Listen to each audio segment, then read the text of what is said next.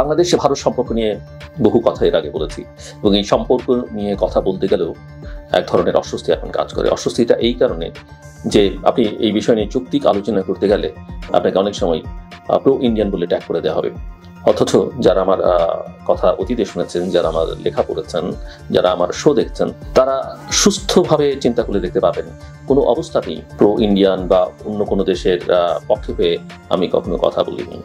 আমি বাংলাদেশের পক্ষে, বাংলাদেশের স্বার্থের পক্ষে কথা বলেছি।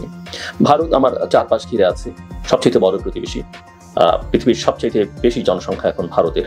সারা বিশ্বেই তার নানা রকমের নানা কারণে প্রভাব আছে, এটা আমরা অস্বীকার করতে পারি না। কিন্তু আমরা একটা ছোট্ট দেশেরও, আমাদের জনসংখ্যাও খুব কম নয়, আমাদের ভৌগোলিক অবস্থানও পৃথিবীর অনেক দেশের কাছে অত্যন্ত গুরুত্বপূর্ণ এবং আমাদের কাছেও গুরুত্বপূর্ণ, এবং আমরা কারো চাইতে কোনো অংশে ছোট নই, অন্তত আত্মমর্যাদার বিবেচনা করতে গেলে সেই দিক থেকে কোনো অবস্থাতেই ছোট নেই। আমাদের কাজটা আমাদের করতে হবে, আমাদের স্বার্থটা আমাদের রক্ষা করতে হবে। ভারত বাংলাদেশ সম্পর্কের যেটা টানাপোড়েন, এর দায় সম্পূর্ণভাবে ভারতের। একথা আমি বহুবার বলেছি। সম্পর্কটা এত তিক্ত হয়েছে, ত্যাক্ত হয়েছে। ভারত আমাদেরকে যে চোখে দেখে, আমাদের অভ্যন্তরীণ রাজনৈতিক বিষয়ে যেভাবে হস্তক্ষেপ করেছে, আমাদের সঙ্গে সমস্যাগুলো, তাদের যে সমস্যাগুলো আছে সেগুলো নিরসনে তাদের যে শৈথিল্যতা, এগুলো এই সম্পর্ককে তিক্ত করেছে নিঃসন্দেহে। এবং বাংলাদেশের মানুষের যে গণতন্ত্রের আকাঙ্ক্ষা, সেটাকে ভারত কখনো শ্রদ্ধা করেনি। জটিলতা এই জায়গাগুলোতে পেরেছে। কিন্তু একই সঙ্গে ভারত তার স্বার্থ দেখেছে, এটা আমাদের মাথায় রাখতে হবে। আমাদের রাজনীতিকরা যারা ক্ষমতায় ছিলেন বিগত 15-16 বছর, তারা আসলে বাংলাদেশকে তাদের কাছে বিকিয়ে দিয়েছেন। কাজে দায়টা আমি কোনো অংশেই ভারতের চাইতে আমাদের কম মনে করি না।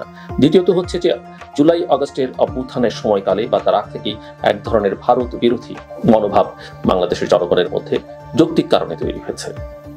আগে পরে কারো মধ্যে নানা কারণে ছিল, নানা বৈশ্বিক বিবেচনা থেকে, কেউ প্রো পাকিস্তানি, কেউ প্রো ইন্ডিয়ান, কেউ অ্যান্টি ইন্ডিয়ান, এইসব বিষয় আমাদের রাজনীতিতে সবসময় ছিল। কিন্তু অভ্যুত্থানের আগ থেকে, কয়েক বছর আগের থেকে এক ধরনের ভারত বিরোধিতা ধীরে ধীরে বেড়েছে। অভ্যুত্থানের সময় সেটা প্রকাশ্যে এসেছে অনেক বেশি করে, এবং অভ্যুত্থানোত্তর পরিস্থিতিতেও সেটা আমরা লক্ষ্য করেছি অব্যাহত আছে। কিন্তু অনেকেই কিছু ন্যারেটিভ হাজির করবার চেষ্টা করেন, যেটা রাজনীতির বিবেচনা, আঞ্চলিক রাজনীতির বিবেচনা, বাংলাদেশ ভারত সম্পর্কের যে কেমিস্ট্রি, সেটা না বুঝে ভারতকে অযথা উস্কে দিয়ে আমাদের লাভ নেই, আবার আমাদেরকে অস্থিতিশীল করে ভারতেরও সুবিধা হবে না। এটা খুবই পরিষ্কার। আমাদের একটা উইন উইন সিচুয়েশন দরকার। প্রতিবেশীর সঙ্গে সম্পর্ক যত ভালো রাখা যায়, দুদেশের জন্য, দুপক্ষের জন্যই সেটা কল্যাণকর। আমি মনে করি জনগণ যাই বলুক না কেন, জনগণের যে ক্ষোভই থাকুক না কেন, সরকারে যারা আছেন, সরকারের দায়িত্বে যারা আছেন, সরকার প্রধান থেকে শুরু করে, তাদের কথাবার্তায় আচরণে কিছুটা ডিপ্লোম্যাটিক অ্যাপ্রোচ থাকা উচিত ছিল, যেটা আমাদের দিক থেকে আমার কাছে মনে হয় লক্ষণীয় ছিল না, এবং যেটা এই সম্পর্কটা খুবই খারাপ করে দিয়েছে, আরো জটিল করে তুলেছে। এবং এখনো এই ক্ষেত্রে ভারতের দায়টা সবচেয়ে বেশি, যে ভারত খুব র্যাশনাল বিহেভ করছে না। কিন্তু এটাও মাথায় রাখতে হবে, ভারত সরকারের কেউ যেমন ভারতীয় সেনাপ্রধানের কথা আমরা উল্লেখ করতে পারি, তারা বলছেন যে বিশেষ করে সেনাবাহিনীর সঙ্গে সম্পর্কের ক্ষেত্রে বলতে গিয়েছিলেন সম্পর্কটা ভালো হচ্ছে, কিন্তু সামগ্রিক সম্পর্কটা ভালো হবে একটা নির্বাচিত সরকার ক্ষমতায় আসবার পরে, অর্থাৎ বাংলাদেশের নির্বাচন হলে। ভারত যদি এটা আগে বুঝতো যে বাংলাদেশে একটা নির্বাচন হোক, জনগণ প্রতি তাদের প্রতিনিধিদের সঙ্গে যদি তারা সম্পর্কটা ভালো রাখতে চাইতেন, তাহলে সেটা জনগণের সঙ্গে জনগণের সম্পর্ক হতো। সেই বিবেচনাবোধটা তাদের আগে কাজ করেনি। এবং শেখ হাসিনা পালিয়ে যাবার পরে বা তার সরকারের বিদায়ের পরে বাংলাদেশ ভারত সম্পর্কের অবনতি ঘটেছে, এটা আমি দৃশ্যমান হয়েছে বলবো। সম্পর্কের অবনতিটা জনগণের জনগণের মধ্যে আগে থেকেই ছিল, এক ধরনের অবিশ্বাস আস্থা তৈরি হচ্ছিল। কিন্তু সরকারে এই সম্পর্কের অবনতিটা শেখ হাসিনার পতনের পর হয়েছে। এবং সরকারি পর্যায়ে দুদেশের মধ্যে ছোটখাটো দুই একটা বৈঠক হয়েছে, আমরা দেখেছি, তাতে পরিস্থিতির উন্নতি হয়নি। ইউএন জেনারেল অ্যাসেম্বলিতে আমাদের সরকার প্রধান গিয়েছিলেন, সেখানে ভারতীয় সরকার প্রধানের সঙ্গে তার দেখা হয়নি। এর মধ্যে আমরা দেখেছি তলব পাল্টা তলব এবং বিবৃতি এবং পাল্টা বিবৃতি দুপক্ষের মধ্যেই চলছে। এবং একটা আশার দিক যে অবশেষে বাংলাদেশের প্রধান উপদেষ্টা ডক্টর মোহাম্মদ ইউনূসের সঙ্গে ভারতের প্রধানমন্ত্রী নরেন্দ্র মোদীর একটা বৈঠকের সম্ভাবনা তৈরি হচ্ছে, আর সেটা হতে পারে আগামী এপ্রিল মাসে ব্যাংককে। এখানে আরেকটা কথা বলা দরকার, এই সম্পর্কটাকে আরেকটু জটিল করে তুলেছে বাংলাদেশের অতিমাত্রায় আগ বাড়িয়ে পাকিস্তান প্রীতি দেখানো। সেটা সরকারে থাকা অনেকেই দেখিয়েছেন, এবং নানাভাবে পাকিস্তানের সঙ্গে অবশ্যই আমরা ভালো সম্পর্ক চাই, আমাদের ভালো সম্পর্ক যে কোনো দেশের সঙ্গে রাখতে হবে। কিন্তু প্রত্যেকটা সম্পর্কেরই আপনি হঠাৎ করে বেশি বেড়ে যাওয়া, হঠাৎ করে অতিরিক্ত খারাপ করে ফেলা, সেটা খুব ভালো লক্ষণ নয়। কাজে এগুলোর কিছু দৃষ্টিকটু দিক আছে, এবং কিছুটা অনেক সময় যে অতিরিক্ত করলে সেটা একটা পয়জনাসও হয়। এটা মাথায় রাখা উচিত ছিল বাংলাদেশের দিক থেকে, যে এটা এত দ্রুত একদিকে ভারতের সঙ্গে সম্পর্কটা ভীষণ খারাপ করা, আরেকদিকে অতিমাত্রায় পাকিস্তানের দিকে ঝুঁকে পড়া, এটা আসলে আমাদের জন্য, আমাদের স্ট্যাবিলিটির জন্য খুব ভালো কি না। নরেন্দ্র মোদী এবং প্রফেসর ইউনূসের দেখা হবার আগে আমাদের পররাষ্ট্র উপদেষ্টার সঙ্গে ভারতীয় পররাষ্ট্রমন্ত্রী জয়শঙ্করের দেখা হবার একটা সম্ভাবনা আমরা জানি। ওই বৈঠকের আগেই তাদের মধ্যে একটা বৈঠক হবার কথা রয়েছে। এর আগে অবশ্য মিস্টার জয়শঙ্করের সঙ্গে ডক্টর জয়শঙ্করের সঙ্গে মিস্টার তৌহিদ হোসেনের বৈঠক হয়েছে গত বছরের সেপ্টেম্বরে জাতিসংঘের সাধারণ পরিষদের যে অধিবেশন ছিল নিউ ইয়র্কে, সেখানে। এবং 5ই আগস্টের পর থেকে বাংলাদেশের সঙ্গে ভারতের সম্পর্কের যে টানাপোড়েন শুরু হয়েছে, সেটা ভারতের পররাষ্ট্র মন্ত্রণালয় যে নিয়মিত ব্রিফিং করে সেখানেও যদি আমরা তাকাই বা শুনি সেই কথাগুলো, সেখান থেকে এটা বোঝা যাবে। আর বাংলাদেশেও একই অবস্থা। আর তাতে সঙ্গে আছে ভারতের গণমাধ্যমের অপপ্রচার। অবশ্য এটাকে পুরোপুরি আমি ভারতের গণমাধ্যম বলবো না, এবং গুরুত্বপূর্ণ গণমাধ্যমগুলো এটা খুব বেশি করছে সেটা আমি বলবো না।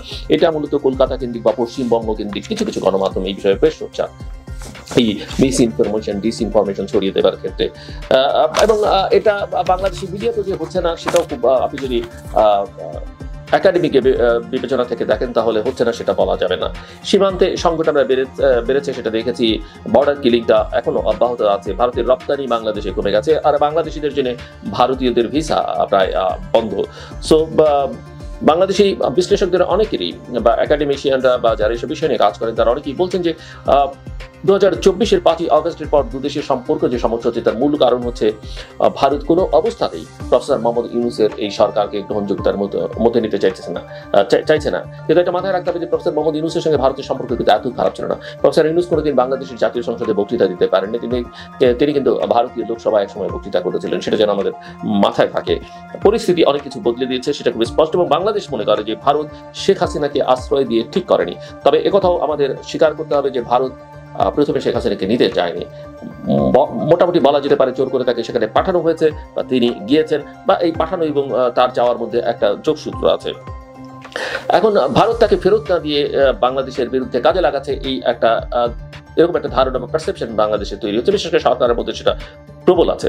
এবং ভারত যে বলছে যে তারা বাংলাদেশকে একটি নির্বাচিত সরকারের অপেক্ষায় আছে, সেই সরকারের সঙ্গে তারা কাজ করতে চায়, এখান থেকেই একটা স্পষ্ট যে অন্তর্বর্তী সরকারকে তারা কি চোখে দেখে। তারা ইনিশিয়ালি বলেছিল যে তারা এই সরকারের সঙ্গে কাজ করবে, কিন্তু আসলে সেটা খুব একটা হয়ে উঠছে না। এবং আমাদের মধ্যেও এমন একটা ধারণা তৈরি হয়েছে যে বাংলাদেশের অন্তর্বর্তী সরকারকে ভারত চায় না। পারস্পরিক অবিশ্বাস এবং অস্বস্তির কারণে সম্পর্কটা স্বাভাবিক হচ্ছে না বলেই অনেকের কাছে মনে হয়। ভারত এখনো পর্যন্ত বাংলাদেশ সরকারকে অনির্বাচিত বলছে, কিন্তু ভারত তো অনির্বাচিত অন্য অনেক সরকারের সঙ্গে কাজ করে। আমরা আফগানিস্তানের কথা বলতে পারি। কাজেই সম্পর্কটা যে মনের দিক থেকে ভীষণ খারাপ সেটা কিন্তু স্পষ্ট এর মধ্যে দিয়ে। এবং ভারত যে বলছে যে বাংলাদেশে একটি নির্বাচিত সরকার এলে তারা সম্পর্ক এগিয়ে নেবে, এটা অভ্যন্তরীণ বিষয়ে এক ধরনের হস্তক্ষেপের শামিল বলে কিন্তু কেউ কেউ মনে করেন। এবং কারণ হচ্ছে বাংলাদেশ এখন যে সরকার আছে তারা নির্বাচিতের চেয়েও বড়, একথা বাংলাদেশি কেউ বলেন, যদিও আমি সেটা মানতে রাজি নেই। এবং একথা সত্য যে তারা ইনিশিয়ালি সবার পছন্দের এবং সম্মতির সরকার ছিলেন। সো আমাদের পররাষ্ট্র উপদেষ্টা বা ভারতীয় পররাষ্ট্রমন্ত্রীর পর্যায়ের যে বৈঠক, অথবা একদম শীর্ষ পর্যায়ে মিস্টার নরেন্দ্র মোদী এবং প্রফেসর ইউনূসের মধ্যে যে বৈঠক, যে বাংলাদেশ ভারতের সম্পর্ক খুব একটা ভালো হয়ে যাবে এমনটা কিন্তু আশা করার সমীচীন হবে না। তারপরেও এই ধরনের আলোচনা বৈঠক হওয়া ভালো, তাতে যদি কিছুটা অস্বস্তি কাটে এবং তাতে যদি জনমনে বা গণমাধ্যমের কাছে কিছুটা বার্তা পৌঁছায় যে সম্পর্কটা আসলে এত তিক্ততার দিকে নিয়ে যাবার প্রয়োজন নেই। এবং উপদেষ্টা বা প্রধানমন্ত্রী পর্যায়ে বাংলাদেশের সঙ্গে বৈঠক হলে সম্পর্কের বরফ হয়তো বলতে শুরু করবে। তবে আমি খুব একটা আশাবাদী নই যে নির্বাচনের আগে সেটা আসলে হবে।